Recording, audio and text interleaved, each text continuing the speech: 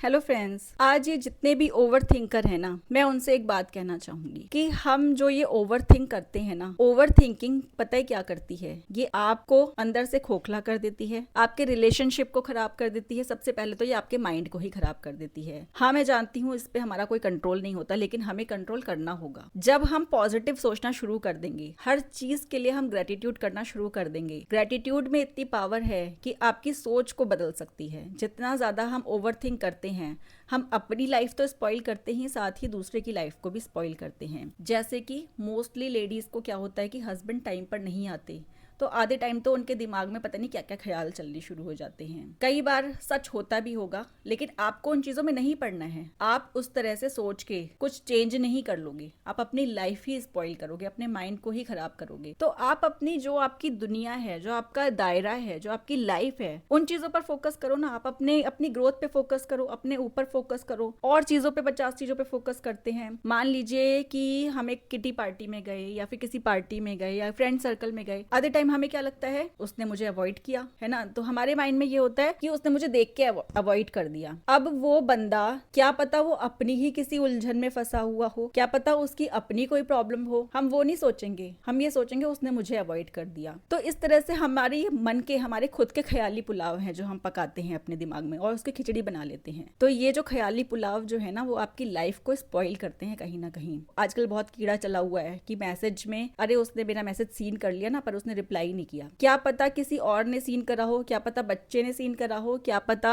कि वो मैसेज उसने जल्दबाजी में सीन किया हो और उसके तुरंत बाद किसी का फोन आ गया हो, या उसे कुछ अर्जेंट काम आ गया हो, इसलिए वो रिप्लाई नहीं कर पाया। तो हम पॉजिटिव क्यों नहीं सोच पाते? हम इतना कुछ निगेटिव सोचते हैं, और उस सोच के उस चीज को इतना ज्यादा जहर बना लेते हैं, उस चीज को बिल्कुल पक्का एकदम कर लेते कि हाँ यही रहा होगा। आपको एक्चुअल सिचुएशन तो नहीं पता, आपने वो सिचुएशन अपने माइंड में बनाई है, और उस सिचुएशन के बेस पे आप अपना दिमाग खराब कर रहे हो, और साथ में सामने वाले का भी दिमाग खराब करने वाले हो। तो ये जो ओवर थिंकिंग है ना, इससे बचने का सिर्फ और सिर्फ एक ही उपाय है। जिस चीज के बारे में आप ओवर थिंक कर रहे हो, उस चीज के ग्रेटिट्यूड करने स्टार्ट कर दो। उस सिचुएशन को आप देखोगे कि हफ्ते 10 दिन में वो सिचुएशन आपके लिए चेंज हो जाएगी। जब आप उन चीजों के लिए ग्रेटिट्यूड करना शुरू करोगे ना, तो आपके दिमाग में, आपके मन में वो सारी चीजें जो नेगेटिव चल रही थी, वो पॉजिटिव तरीके से चलनी स्टार्ट हो जाएंगी। उस तरीके से आप उन चीजों को चेंज कर लोगे, और ओवर थिंकिंग से अपने आप को बचा लोगे और अपने रिलेशन को भी बचा लोगे। Thank you so much.